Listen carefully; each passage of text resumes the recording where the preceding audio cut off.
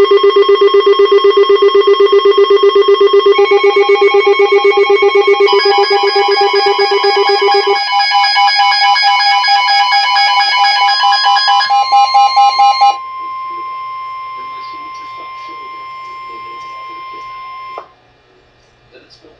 National Weather Service in Pittsburgh has issued a severe thunderstorm warning for Muskingum County until 8:15 p.m.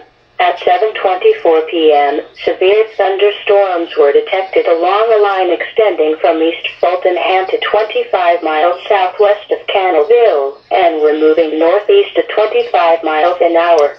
This line of storms is capable of producing hail up to the size of quarters.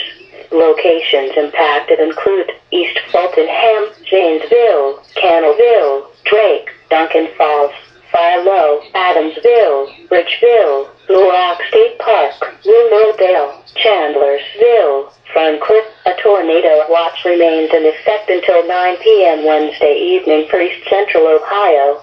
This line of storms also is producing torrential rain. Poor drainage areas may flood quickly.